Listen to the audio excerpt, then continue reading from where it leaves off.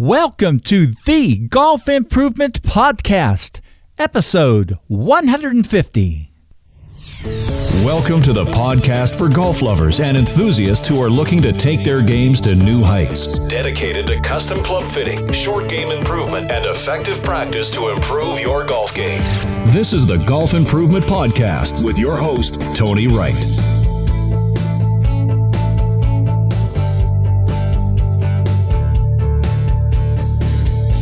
Hello, this is Tony Wright from Game Improvement Golf in Oak Ridge, Tennessee with the Golf Improvement Podcast, dedicated to sharing useful information on true custom club fitting, short game improvement, and effective practice techniques. I create exceptional golf clubs. You shoot lower scores. Performance-based custom club fitting. No compromises, exceptional results. This is what my great friend and mentor Bert Reich from Gooder Custom Fit Clubs in Saskatchewan, Canada does. He did podcast interview number 24 with me in March 2015, and that interview has always been one of my favorites. But Bert has often said to me he wished he covered some additional areas when we talked. So Bert's back. Enjoy this information-filled interview with talented true custom club fitter Bert Reich. www.gameimprovementgolf.com.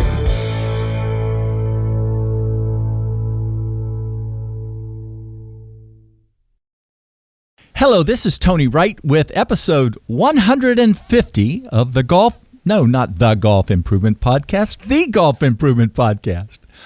I have really been looking forward to talking again with my good friend and one of my mentors, Bert Reich from Gooder Custom Golf Clubs in Saskatchewan, Canada. It's kind of crazy that it was 5 years ago we did an interview, but Bert always said he had a lot more that he wanted to share. So here we go. But, you know, it's really fun for me, different numbers or milestones in terms of doing things like podcasts. And I really wanted to do episode 150 with you, Bert. That I kind of organized things so it worked out that way. So thanks for being here today. Well, thanks a bunch for having me, Tony. And first off, happy 150. Yeah, that's a little milestone for you. And maybe we'll do this again when we hit about 900 or so. There you go. That'll be good. Well, yeah. Well, maybe as a start, I know you've been doing a couple little personal club building projects since you can't do fittings. You're like all of us, many of us. Talk a little bit about these as an intro. Well, approximately a month ago, I temporarily turned the golf business off due to this whole Corona thing. So that gave me an opportunity to catch up on some of the outstanding projects I've had on the go for myself.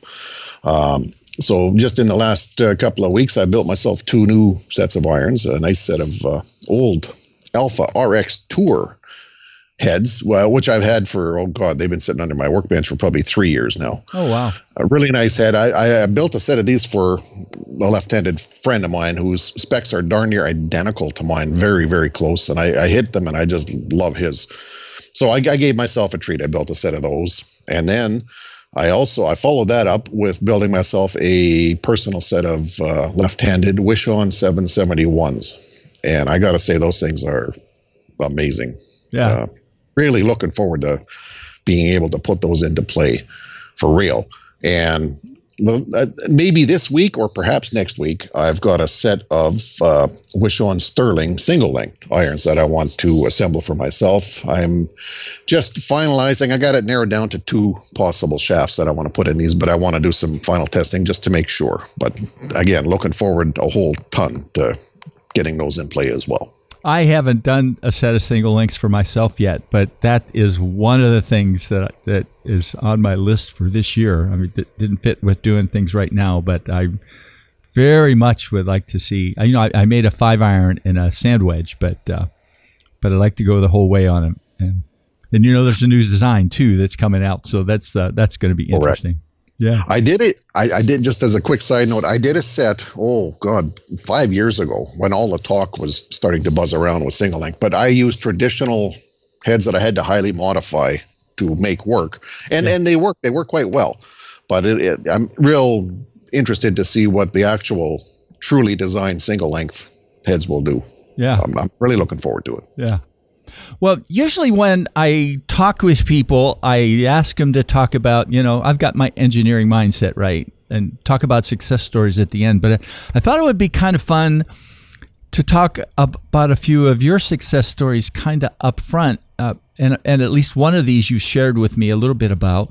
But there are two. One of the players, whose name we can't mention, who is a pretty hotshot player, and the other one is somebody who never broke 100. So how about you talk about some of the info from those guys? Well, first off, I did a fitting, 2 years ago for an old friend of mine I've known since I was about 4 years old. And we were doing an iron fitting for him. His son was a bit of a golf phenom, and the son had kind of lost his game a little bit. He was very, very frustrated with the game, and I was almost entertaining the idea of quitting.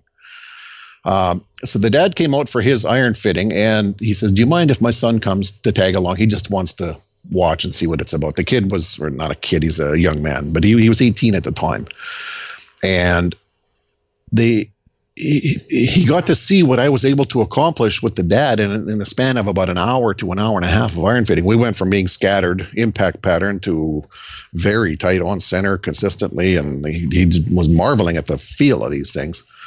So after we're done our fitting, the young guy approached me and said, "Hey, could you possibly fit me?" And I said, "Yeah, I'm dying to get my hands on talent like that." Yeah.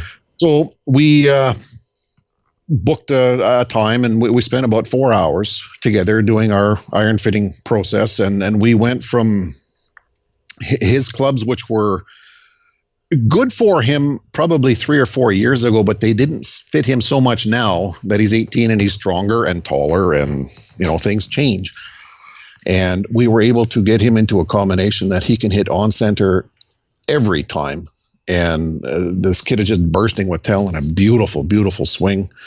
And he's actually down in California on a golf scholarship right now, and doing quite well. He won his first collegiate tournament in, I think it was either late January or early February, and set a scoring record for his school. And he texts me, we stay in touch every week or two, and he calls me Uncle Bert. I'm not related to him anyway, but "Hey, Uncle Bert, check this out." And he'd send me a picture of his scorecard, and they tell me it's a school scoring record, and anyway, it's fantastic, and I'm just thrilled for this young gentleman, and I'm just hoping that he does something in the game of golf. He's just bursting with talent, and he's just a super person as well. So. Now, let me ask a question before we go on to the other guys. So is he getting pressure from people to play, sort of, let's call non-boutique clubs, right? I mean, non-really custom clubs in the school? Well, how's that sort of gone? Some of the people that have gone through what I would call like OEM style fittings, which are very, very condensed compared to what we're capable of doing. At first they look at, that doesn't say, the bling bling latest, greatest brand name, they must not be that good. But when this kid goes out and starts setting scoring records and, he's on fire a lot of the times, I think that gets a second look. And one of the things that I had a talk with this young gentleman before he went down there for school, I said, "Here's the deal. Nobody touches these clubs. Like if they need alterations or something, you throw them in a box, you'll FedEx them overnight to me. I'll even pay the freight. I don't care." Yeah. But these are very special. They're built to fit one person on this planet, and don't let anybody go and pollute things. So yeah. Anyway, it's and getting attention from the guys who went through the OEM style fittings. That a lot of them only take 20 minutes or half an hour. But these are garnishing a lot of attention. Yeah, some of these guys may decide to come see you one of these days, So well, who knows? I'll be glad to work with them. Working with low handicap golfers. I mean, all golfers is a lot of fun, but these guys have a sense of feel that's off the planet. They're incredible, and they can pick up all these little changes that you throw at him during a fitting, and it's tremendous. It's a lot of fun. Yeah, well, that's great. So the second guy, he never broke 100, right? Oh, yeah, this is another fella. He drove, it was like 600 or 700 miles. Oh, wow. To come in, and he wanted an iron fitting and a driver fitting. And of course, I don't do those on the same day. You can't properly. So we scheduled him for 2 days of fittings, and went through the paces and got him into the right gear. This gentleman was shorter. He's about 5'4", and his 6 iron was the same length as mine, and I'm 6'3". Oh, wow. Goodness. Yeah. Anyway, you never know. Testing and fitting, and we got him into something that he's hitting exceptionally well. And actually, before he went home, I did give him one suggestion after the fitting for a drill that he should practice, because I did spot something in his swing that he could improve on a tiny bit. Anyway, this young fella had never shot below 100 in his life. And the first 10 rounds that he played the next season, we had fit him in winter. So, of course, in spring when they started playing, the first 10 rounds, he played 8 of them were in the 90s. And one of them was a 91. And since then, he's shot in the 80s. He actually, about a year ago, brought his girlfriend down for a couple of days of fitting for her, because he's such a believer in this stuff. So we got her into a set now. But a tremendous success story. When the guy phones you and tells you about, you can just hear the excitement in his voice, and it's very, very rewarding as the club fitter and the club builder. Yeah, to get stories like that. Oh, amazing. Now, the other story that I wanted you to talk about too is about your personal gamer, right? Because everybody thinks that golf clubs keep changing and getting more hot and all that kind of stuff, but you're still playing with the same driver you played with 5 years ago, the Wishon 919 that many of us play with. Talk a little bit about, fitting yourself for that and why it's still in your bag. Okay, well, you got part of that statement right. It's a Wishon 919, and I did fit myself for it, but it's not 5 years old. Believe it or not, when the 2020 season finally does start around here, it will be starting its 12th season in my bag. I built that critter originally back in 2009. And this was the first quote unquote short driver that I've ever used, because I always used to use the 45 plus inch long drivers because that's what you did, right? And through testing, I discovered that, and of course, looking back, I know this, I've proved it hundreds of times, you can hit the center of the club face substantially more when you get the right combination of length, weight, flex, and head design. And of course, length is a big, big contributor to that on-center ball contact. Anyway, with this short driver, I've yet to find anything that can even remotely come close to the consistent performance of this thing. Going back, I used to track everything, fairways per round, putts per round, all that kind of stuff. And I can honestly say I hit like 2 to 3 fairways a round more with this thing than I ever did with the long drivers that were 45 plus inches long. And I never lost even a single yard of distance. If anything, I gained, because the quality of contact is so much better. I don't know how many thousands of balls this thing has seen in its lifetime. About 5 years ago, I was getting kind of worried that, geez, this thing's going to break, like it's been used so much. So I actually had Wishon pick another one for me to the exact specs of this one, and it's still patiently waiting for its call if the sad day ever happens where that old critter breaks. Or now the new one that you bought, is it the one with the longer hosel, or no, it's still the shorter hosel, the original exact, yeah, yes. Right. And it's, like I said, it's just patiently waiting, and I will cry the day that thing ever does break, if it does. And if not, I've got a tremendous backup. Yeah, that's great. Anyway, yeah. Brilliant head. Yes. Yeah. Well, I mean, if people listening know some of the important things to you in fitting, and surely I think one of the things you've already said is, center contact, but how about sharing some of your most critical custom fitting principles that you say are consistent in what you do? And you kind of stick to your guns about everything, Bert. And I think that's because what you're doing works, and it's been shown to work with people. But some of those most important fitting principles that you use to create the successes that you're doing. Well, I equate club fitting to putting a puzzle together, really. And regardless if you're fitting a man or a woman or an old person or a younger person, the same principles apply. There is a given length, weight, flex, and head design that this golfer will hit better more often in its simplest form. I call them, and I have been for years, quote unquote, performance-based fittings.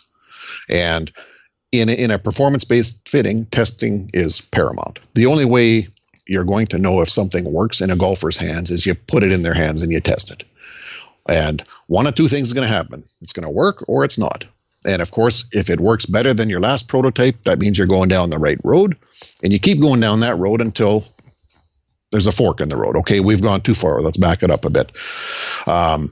In its simplest form, a proper fitting is about testing to arrive at the right combination of length, weight, flex, and head design. That's it. That a golfer hits the best. And it sounds so simple. It's typically a 3 to 4 hour process to get it right. The main goal in my fittings is to get a golfer on center the highest possible percentage of the time. The way the golfer's body wants to swing their club without planning a whole bunch of swing thoughts. And it's amazing that every golfer has a swing built into them. Every person wants to swing a club a certain way, and they'll show you when they're doing their warm-up shots and such. So the emptier the head is when they're standing over a golf ball, the better they're going to swing it because their body will just do what it wants to do. Now, if you put a club in their hands that's in sync with what they want to do, the consistency and repeatability and feel, all these things start stacking up. And if you get them on center consistently, now that's when you can start working on some of these little tweaks to improve, a fade. The fade's typically caused by an open face and club. I mean, there's numerous pieces that make up that puzzle, but you can start addressing all the little fine-tuning bits once you get them on center. Like I said, so many things result from quality of contact, distance, typically dispersion, repeatability, feel. Even your mishits are better. And I tell golfers, you're not going to eliminate mishits. They're still going to happen. Even the pros mishit balls. We're human. But typically, your mishits become better. Impact labels are one of the tools I use a ton of when I'm doing fitting. They're cheap, but they are so valuable in a fitting because you can't lie to them. They will tell you where you're hitting the ball. And it's a necessary tool when you're doing a fitting. Typically, the first half of a fitting I use to determine the right shaft for a golfer. Now, when I say the right shaft, I'm talking about 3 components: length, weight, and flex. Once we determine the right shaft, I will test that particular shaft on numerous different appropriate head designs for the golfer's level of skill. Meaning, you don't put a blade into a 20 cap or 20 handicap's hands. That's a sin as a club fitter. Yeah. Chances of them hitting that the best is going to be pretty low. You got to look at the game improvement things. That's why you try to stick to the golfer's ability. And the best performing head for that golfer can only be determined through testing. So that's why I'm a big proponent. Do not predetermine any components. When you walk in my door, I don't know what head or what shaft you're going to need. We don't know until we test. Now, as a fitter, and I'm sure you've heard this term, we call MPCD, max potential carry distance.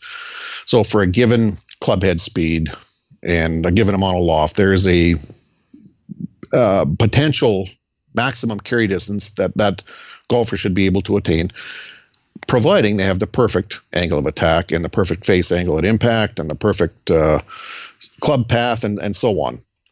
Not every golfer can attain their perfect max potential carry distance because some golfers don't bring a perfect swing in. Like I said, you need the right angle of attack. You need the right swing path and face angle and impact. But if you can take a golfer into your shop with the swing they brought and put a club in their hands that they hit better, maybe you can find them 10 or 15 yards of carry distance with the same swing without having to think. you're still making them better. And you're making them better without making them think, because when you try to implement major swing changes, typically results are very difficult to attain and they're very slow. So I try to work with what the golfer brought for a swing, and we try to get a club into their hands that they can hit well and consistent, and we try to make them better that way. As you know, there's no cookie cutter standard for fitting golf clubs. There's no one way of doing it. Like, you sometimes read on the internet, if you're this tall, you need a club that's this long. And if you swing a club this fast, you need this flex. And you know what? It doesn't always equate the way they say. Like, as one example, like I'm 6'3", and my good old Wishon 919 gamer driver is like 44.25 inches long, where, that's a good, in some cases, 2 or plus inches shorter than what you buy. And your 5'4" guy plays irons the same length as yours. Well, he did until I got a hold of him, but we were able to, through testing, prove to them what your body needs, not what a book says or what a hunch says. You have to test to get valid results. Like I said, you can't fit a golfer from a book or a program. It's testing, and you may have a hunch of what may happen when you put a certain prototype in a golfer's hands, but sometimes the golfer will throw you a curve. And when I say that, not so much the golfer, but the performance results are not what you expected. And I did a driver fitting for a gentleman here a couple of years ago. It was actually a very successful fitting. I actually used his impact labels up on my website as a before and after picture. But this particular gentleman, of course, he came in with a 46 plus inch long driver, and we got him into something that was like 44 1/8 or 44 1/4 through testing. But the odd thing with this one is every time we put stiffer shafts in this thing, performance improved. And by the time we were done, even when I put the last prototype in his hands, in my mind, I'm going, man, this is way too much shaft for this guy. But he put like 6 balls in a row on the button. And every time he hit a ball, he just said, boy, does that ever feel good. And when you look at the performance on the flight scope, we had this guy maxed out to his potential. So sometimes things don't go the way you think they will. That's a lesson to be learned. or maybe almost every time they don't. Well, that's the thing. That's why you test. Yeah. And testing results will tell you if you're going down the right road or not. But you don't know until you test.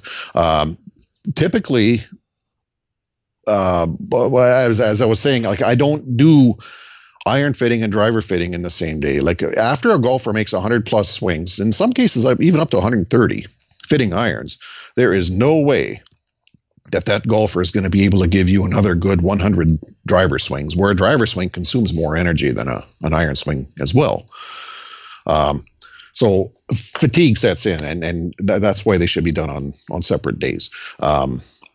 And my drivers are considered short by today's standards, but typically they're between 43.5 and 44.5 inches in length. Performance dictates that. And like I said, the golfer gets to see, touch, and feel right then and there. Hey, I'm hitting this thing way better than I am my 46.5 inch store-bought driver. The longest driver I've built in the last 12 years or so was 44 3/4 inch long. And that was to my very talented and gifted college scholarship guy. But you don't just go and build it. He had to come and test and prove to me that we were doing the right thing. He, first of all, not only had to be good ball contact on center, that's goal one, but we had to be able to control this thing, which means we're hitting fairways, plus we're attaining the proper distance we need to attain, and consistency and repeatability and feel. Because, we use thousands of dollars worth of wonderful equipment to fit golfers, flight scopes and, heads and shafts and all this lovely stuff. The thing it cannot measure is, how does that club feel in the golfer's hands? That's why they get sick of me asking in a fitting, how's that feel? How's that feel? Yeah. You're trying to keep that in the forefront. And after a while, you don't even have to ask. They'll just say, hey, this feels really good. They're paying attention. So it's a neat thing, but the club doesn't have to be long to be good. And it doesn't have to be new to be good. I mean, most drivers built in the last driver heads designed in the last 15 years are all maxed out, like as far as how springy the face can be and size and all that kind of stuff, because there's rules around that. And so it doesn't have to be new and bling bling to be good. It's, performance tells you what's good for you. Anyway, all that being said, usually we can have a golfer hitting as far, or in many cases farther, with a shorter driver, because we can get the quality of contact concentrated more around the center of the club face. And typically with a shorter club, control goes hand in hand with that. So now we're finding that we can hit more fairways per round. There again, and the golfer is able to repeat and swing something with an empty head without a bunch of swing thoughts, because that's when they can swing as pure as they can. So that quality of contact is directly related to what they call, smash factor. That's a relationship of club head speed to ball speed. Something else, we have a talk with many, well, not many, all the people I have coming here, especially for driver fittings, but realistic. This game is so almost obsessed with distance, where distance matters, and you know what? On these golf tournaments, it's always the lowest score that wins, not the guy who had the longest 7-iron. I don't know. That being said, if a golfer comes to me with an 80-mile-an-hour driver swing, we make sure they understand that they're not going to be hitting 300-yard drives. The laws of physics are going to prevent that from happening. Typically, an 80-mile-an-hour driver swing is going to be carrying that ball substantially lower than that 300 yards, right? Like it's somewhere around 200 yards or maybe even less. In that 200-ish range is what you're going to be looking at for a potential carry distance. And once you get them to understand that, but the thing is, more often than not, we can usually find them a couple of yards, and more consistency and more fairways getting a proper driver in their hands. And length is huge. One real small story I'm going to throw in here. I did some driver testing with a scratch golfer, like a 0 handicap. And we did some driver testing, and we got him, he was very powerful. He's like 120 mile an hour club head speed, but we had him hitting everything between 297 and 302. And he's hitting the club on the dot, and phenomenal. It's thrilling as a club fitter when you're got a guy doing that. Anyway, he turns around and says, this feels tremendous, but it only feels like I'm swinging at 80%. And I said, good. That's eureka. Take that to the course and bore the heck out of yourself, but you're going to have fun, I promise. So when we were done, he says, yes, this is the combination, build me this driver, so on. And he says, but before you turn your flight scope off and take all this down, I'm going to step on a couple. So we went from averaging about 120 miles an hour club head speed. The first swing that he swung really hard, the club head speed went up by 1. So it went up to 121. But instead of that 297 to 302 carry, it dropped down to like 281.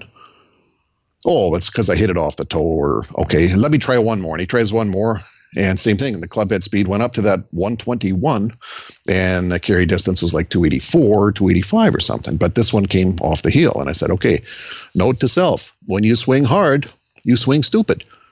You can't repeat. I mean, you're throwing everything out of sync for what your body wants to do with that thing. And anyway, it was a good story, and the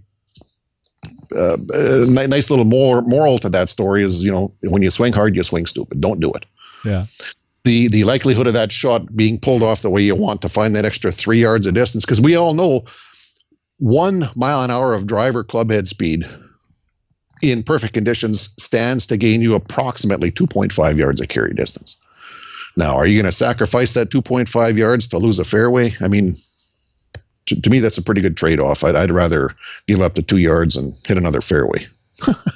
It's going to make you score better, typically, anyway. Being that my drivers are shorter than normal, I typically use heavier shafts, in usually 70 grams or north of 70 grams. So most of my drivers are between 70 and 80 gram shafts, raw weight, of course. If you build a short driver with a 40 or 50 gram shaft, that club kind of becomes a feather. It'll feel really light in your hands. And not only that, the balance and or weight distribution is going to be right messed up. The weight is all head. And a golfer will typically have trouble feeling the club and being able to repeat with that club. Through the proper fitting process, once you get a golfer close, as far as impact and proper conditions and such, you can fine tune by playing with a little bit of weight. And it's amazing what a couple of grams of weight will do in the right place and how it'll affect impact. Like a couple of grams is like the weight of a dime. And some guys chuckle, well, what's that going to do? And you'd be surprised what the weight of a dime can do if it's put in the right spot, in the right condition. A lot of times you can move the impact pattern by, half an inch or 3/8 of an inch or something. And instead of it favoring the heel a little bit, it's on center, or other way around. Instead of favoring the toe, we can actually maybe migrate that pattern towards the center of the club just by playing with weight. So it's very important stuff, and it's often overlooked. But this has happened way too many times to be a coincidence, as far as I'm concerned, just the testing I've done. So I'm a big believer in fine tuning with weight and not just weight, but weight placement. Yeah. And there again, the test results will tell you if you're headed down the right path or not. They'll tell you if that change was good or not for you. And I guess one of the things, because I'm a big proponent of shorter drivers, don't just take an OEM driver and lop off 2 inches. The right intention in mind, but you'll typically have to add some weight either at the head or partway down the shaft or somewhere on that club to try and retain some sort of feel, which will allow you to have consistent quality contact. There again, test results will tell you if you're going down the right road or not. So just don't overlook things like that. My last comment on this whole fitting strategy thing is I consider myself first and foremost a club fitter. I'm certified and qualified in the art of club fitting. I am not a swing coach. I do not have a piece of paper saying I'm a swing coach. And now, I'm not saying I don't know anything about the swing. I've seen literally thousands of swings over the years. But I truly believe it's my job to take the swing that the golfer brought to me and try and put a club in their hands that they can swing and repeat with to a higher degree, and it's going to feel good. All the other proper things, but it's my job to put the proper club in their hands that works the way they swing the club. And like I said, not every golfer are you going to attain max potential results because they're not bringing a max potential perfect swing. But chances are we can make them better and make their mishits better.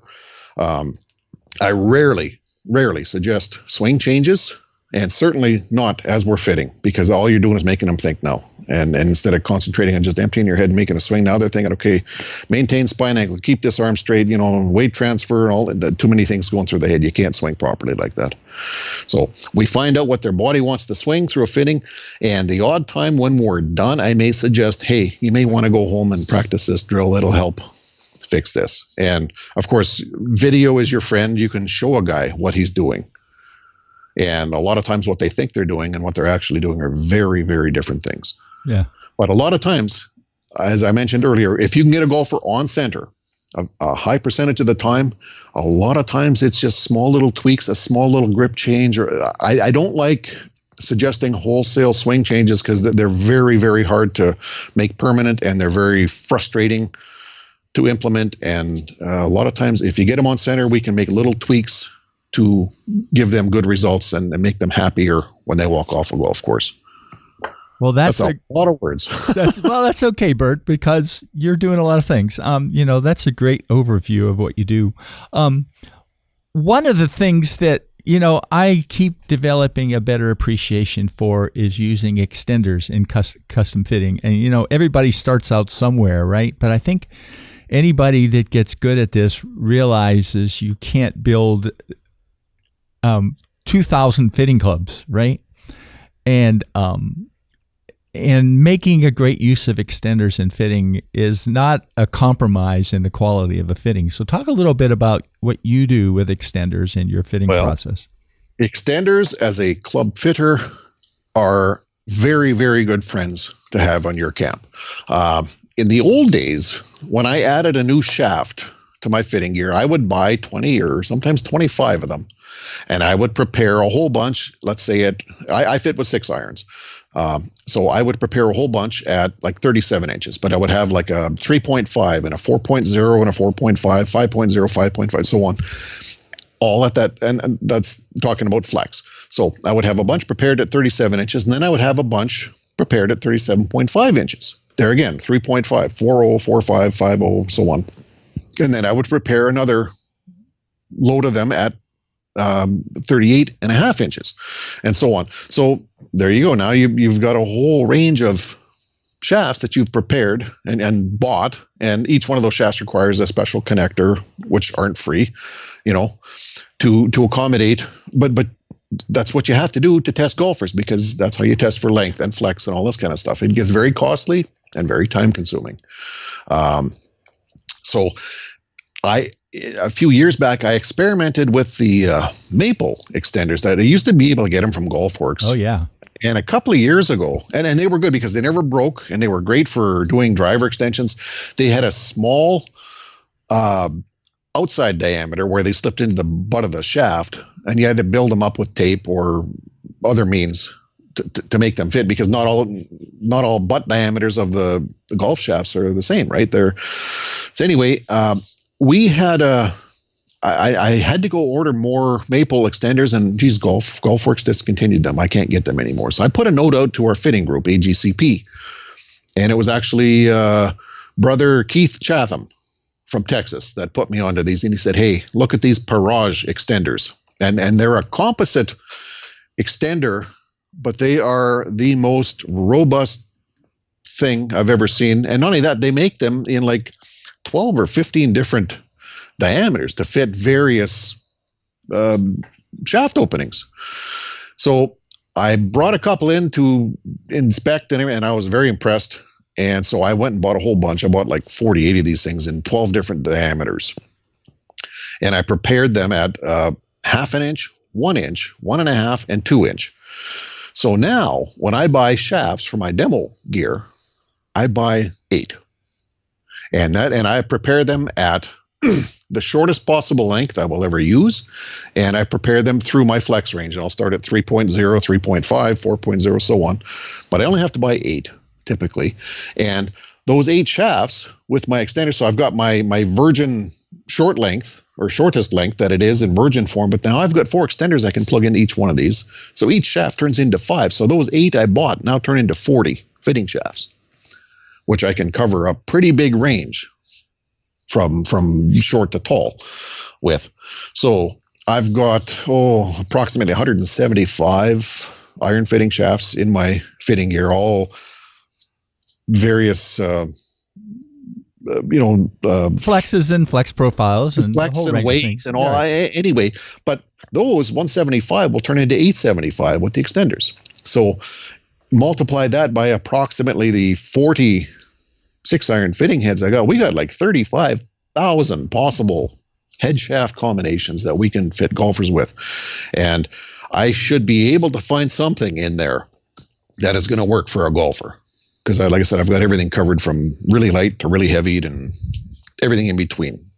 So brilliant things. And if you end up breaking one of those, I will call you, sir. I in the past had used the GolfWorks extenders, but I'm in the process of converting over to Parage, and it is so interesting because I didn't realize some of the variability in the IDs of some of the shafts at the end. Sure, and there's one that fits everyone. and you have to buy their little fitting gauge. Yeah, and it's cheap. It's not a big deal of money, but it has numerous steps on it, so now you can insert it into each shaft opening and find out the size of the extender you need for that particular shaft. And it's just an awesome tool. It saves a ton of time. Yeah. And not only that, as a fitter, it saves a bunch of expense. I used to use in the old days the cheaper extensions that you could just cut and epoxy in, but I found they always broke off right even with the butt of the shaft. Yeah. And it was actually Dana Upshaw that put me onto those maple extenders years ago. And I've never had one of those break. They're great, but the snag is they were just one small diameter where it went into the butt of the golf shaft, and you had to build them up. but I've never had one of those break. But now they discontinued them, and that's what started this whole thing. But I'm really grateful that Keith put me onto these Parage extenders because they are just awesome. As a fitter, I strongly recommend doing that. That's great way to test for length, and it helps keep your expense down on the amount of fitting shafts that you have to buy. Fantastic. Well, you mentioned a little bit about fitting shafts and options. Talk a little bit, give an overview, if you would, about the range of iron fitting shafts and driver fitting shafts you have. Well, as mentioned, I've got approximately 175 iron fitting shafts, and I fit with 6 irons. So they typically range from 37 to 39 inches, and sometimes a little bit shorter, sometimes a little bit longer, depends. But they range as low as about 40 grams and all the way up to about 140 grams. And I've got a whole ton of shafts in composite or graphite designs and a whole bunch in steel designs. And the flex of these things range anywhere from like 0.5 on the PCS flex scale up to about 7.0. I don't build many 7.0s, or maybe 1 or 2 sets over the years. That's it. That's for like real, very, very powerful, pretty strong guys. Yeah. Yeah. But you have to have them because occasionally you have to test. I had a guy here a couple of years ago who had a 6 iron club head speed in the it was like 112, 111 or 112. Gosh. The most powerful golfer I've ever seen in my life, in my shop. It was amazing, fun. And the ball makes a different sound too, I got to say, when they hit him. But like I said, flexes range from 0.5 up to 7.0. Got a real nice range of lengths that I can cover. And I typically have designs from FST, KBS Tour, Acra, Aerotech, Swing Science, Nippon, Alpha. So we've got just about everything covered there, and any weight, any flex, and we should be able to find something in there that I can get a golfer into that's going to work. Most of my head designs come from Wish-On Golf and Alpha Golf and Swing Science, and I also keep some heads from a couple of other suppliers as well. So like I said, typically 6 irons, I've got about 40 or so. And they change when a manufacturer discontinues a certain model and replaces it with another one. I'll typically add them, unless they're like really, really ridiculous lofts. Then I won't put them in because I don't like those. All shafts are prepared short, so I can extend them with the Parage extenders. And with drivers, much the same thing. I've got it varies somewhere between 100 and 125 shafts, and they're all prepared short because I can use my extenders on them. And the weights range usually between 50 and 90 grams. I've got a couple of, believe it or not, steel shafts prepared for drivers, but I think only once in 15 years have I ever built a steel shafted driver. Typically, most of my drivers end up being built with 70 to 80 gram shafts, but you do have to test with like 50 gram shafts if you get someone in the shop that's a 50 mile an hour driver or something. You can't put heavy stuff in their hands. They need light. Yeah, but we've got it covered. Like I said, with driver shafts, I've got anything like from 40 up to 90 is the vast majority of my. And I don't know, probably somewhere around 20-ish, 25 driver heads. Yeah, that we've selection of. So there again, it's pretty good combination of variables there, and we can usually find something inside that list of variables that I've got that are going to work good in a golfer's hands. Well, and I know you've done this, and I have too. It's every once in a while you get somebody that says, I want this particular head, right, that you don't have. We can all take one, cut it, put a connector in it, and test with it. I mean, I haven't had that happen a lot, but it's always possible, right? I mean, there was a tailor-made one that one guy wanted to use one time, for example, and they did that and things like that. So it's always possible. So, well, we're coming in the home stretch here, Bert. So when we prepared for this and we talked, a number of times over the past couple of years, you mentioned there were a few other things you wish you had talked about in our first interview. So, let's kind of end with that. Talk about some of the things that we haven't covered today, but that you want to make sure you tell people, let people know. Well, I could still go on for probably another 8 hours, but I won't. I'll just try and keep these into simple point form, but I think they're very valid.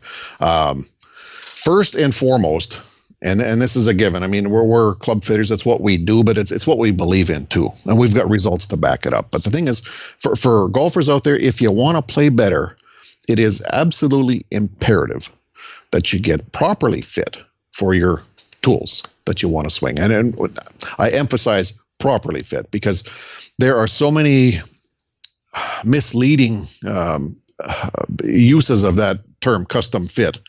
I witnessed in a golf retail store an iron fitting that took them approximately 15 or 18 minutes to perform. And I'm going, man, you're leaving so much on the table. Like, it takes me 4 hours typically to fit a guy for irons. So if you want to play better, get properly fit and do your homework. Don't be scared to ask questions of your fitter. Make sure that they're worthy of your time and effort, and not only that, the money that you work hard to earn. Make sure you spend your money wisely. Anyway, that's what I'm going to mention there. But fitting is imperative. If you want to play to your potential, you have to have the right tools. Retrofitting, and that's something you touched on a little bit there. When a golfer walks into my shop, nothing is predetermined. I have no idea what head or what shaft they're going to need, and performance dictates the need, right? You don't know what head design's right for you unless you can compare to other head designs. So some of these people will approach me and, okay, well, I've got a set of these nice new OEM heads, and can you fit them to me? And okay, well, the answer is perhaps. I can make them better than what they are. They may not be the best for you, because testing dictates. And for the guys that are real serious about it, I ask them if they'll go on to eBay or some used club place and buy a 6-iron of that exact brand and model, and allow me to put one of my connectors on there. And to do that, I have to bastardize the head. I have to cut some of the hosel off and put one of my Connects fittings on there, and they will never be able to use it again as a real golf club. But by doing this, it enables me to test that golfer with that head on one of my many shafts at various lengths, weights, and flex and all that, and we can determine what performs best on that head. And there's actually some people that I've gone through this little journey with where they've bought the head, and I've prepared a head with one of my fittings, and we've gone through all this, and we find out that head is not the best performer for them. We actually had a Wishaw or an Alpha head outperforming what they had. But the only way to know is to compare results from A to results from B, but they have to be valid results, right? Yeah. Exact same head, exact same shaft, exact same length, MOI, so on. So testing determines what you need. And like I said, the guys that are serious about the retrofitting, they will typically buy another 6-iron, so it enables us to test, and then they get to see, touch, and feel right then and there if that is indeed right for them or not. And something else to consider, it's not how much you spend on a snazzy new set of golf clubs that makes them good. And some guys get fooled that they think you got to go spend some of these brands where you're spending $300, $400, $500 a club. But because I spent lots, it's going to make it better. And guess what? Performance tells us what is best for you. And the only way you determine that is you test. And sometimes I've had guys come out of my shop with a less expensive head on a less expensive shaft, but their performance, nothing touched it. Nothing was even close to it. So it's not how much you spend. It's performance will tell you what you need and what you don't. Very, very important aspect there. And one of my pet peeves, and I know we talked about this 5 years ago, don't get fooled by these jacked lofts. It hasn't changed. Oh, God. That's right. Yeah. The current iron sets, they have 6 irons now, or pardon me, a club with the number 6 on it. Typically in today's modern sets that have 24 degrees of loft. So a 6-iron with 24 degrees of loft. In my world, that's still a 4-iron. And lo and behold, isn't it amazing that typically the carry distance that they get with one of these 24-degree 6-irons is very close to what you get with one of my 24-degree 4-irons. So just saying that a given loft with a given club head speed with a given angle of attack is going to produce a given result. typically. There's not some special bling recipe they have in new stainless steel that's going to make a ball go 20 yards farther. It doesn't exist. The laws of physics will determine how far that ball is going to go. And yes, I realize there's high COR faces on some of these newer clubs, which will produce a little bit more distance. And it's not like 20 yards. Yeah. It's much smaller than that, but just take a lot of this advertising with a grain of salt and be wise to it. Remember, golf distance is a result of physics, not bling bling. Got to keep that in mind. Last thing I'm going to mention is something that nearly every golfer I've ever met or worked with can benefit from. Do not forget to pay some attention to your putter. And I could go on for hours just on this topic, but you will use that putter to make somewhere between, 26 and 40 strokes of your round score, which is a significant percentage. Probably 30 to 40% of your strokes come with that club. So doesn't that club deserve significant amount of attention and practice? How many guys practice putting other than the 3 or 4 little putts they hit before their round? But really, a putter should get 30 or 40% of your practice time too. Just saying. And it's like irons or drivers. Length, weight are critically important factors in a putter fitting. And they influence not only how the club feels and how it swings, not swings, but strokes. And they can influence performance and consistency and feel. And the right putter in your hands will save you strokes. They're plain and simple. Don't overlook that club. I think there's going to be more and more coming in the world of putter fitting and putter weighting than that is really going to make a difference in the next year or two. I'm sorry to interrupt there. You just touched on another critical piece of the putter, and that is weight. And it's not just static weight, it is weight distribution, whether it be at the head or partway down the shaft or up under the hands. But that is one thing I've found on nearly every putter, well, not nearly, on every 100% of the time in the last 15 years I've been doing this. Every putter that we tweak leaves my shop with more weight in it than it came with. Yeah. Every single time. So that there's lots there, and then there's a lot of consistency to be had and increased feel and so on. But like I said, that's a whole nother topic. We could go on for hours. Well, Bert, I want to thank you, even more than just doing this today, but just for all the advice and all the thoughts that you've given to me over the years. I've learned so much. All of us who are at this for, 10 or 15 years or longer, we all learn from each other, and you're one of the people that I think I've learned a lot from. So, but thank you for sharing all the things today. And I'll put a link, as I did 5 years ago, to your website in the show notes, but also read a lot of the great information that's on Bert's site. You don't put short descriptions of things because you like to talk about the detail, and it's all worth reading. It's really, really a pleasure to get to do this with you today. Thank you. Well, Brother Wright, I just want to, in closing, say thank you. And I got to say the feeling is mutual. And not only that, to my AGCP brothers, my fitting brothers, the amount of knowledge and good things that I've extracted from that group and learned is phenomenal. There's no way I would be even close to where I am without people like you and your podcasts, which are helping golfers. I listen to your podcasts all the time because I get a lot out of them, and you've had a lot of real good meat and potatoes coming through here. So I've been really fortunate to get to talk with really smart people. It's been delightful. Excellent. Thank you so much. The Golf Improvement Podcast is sponsored by Tony Wright and Game Improvement Golf. Tony creates exceptional golf clubs. You shoot lower scores. Thanks, Bert, for sharing your insights about how golfers benefit from true custom club fitting. You've taught me a lot over the past few years, and I really appreciate your friendship and your help. I put a link in the show notes to Bert's wonderful and information-filled website. 3 shout-outs today. My first is to my wife, Diane. She and I celebrated our 23rd wedding anniversary and our 276th month-versary this past Sunday.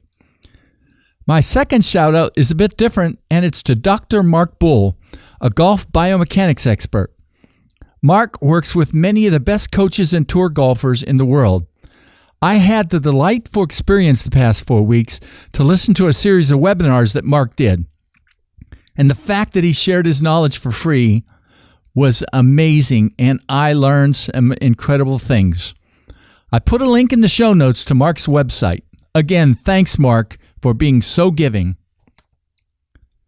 Finally, Podcast 150 is a milestone, but I hope it's also not.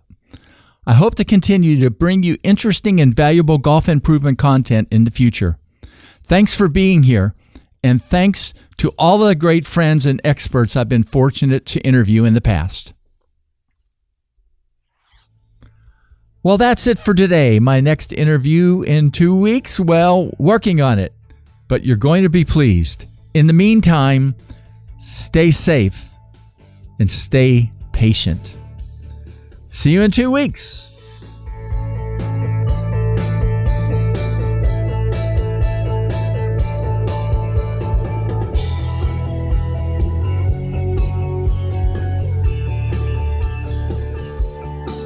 Game Improvement Golf, your source of information and inspiration to become an exceptional golfer now. www.gameimprovementgolf.com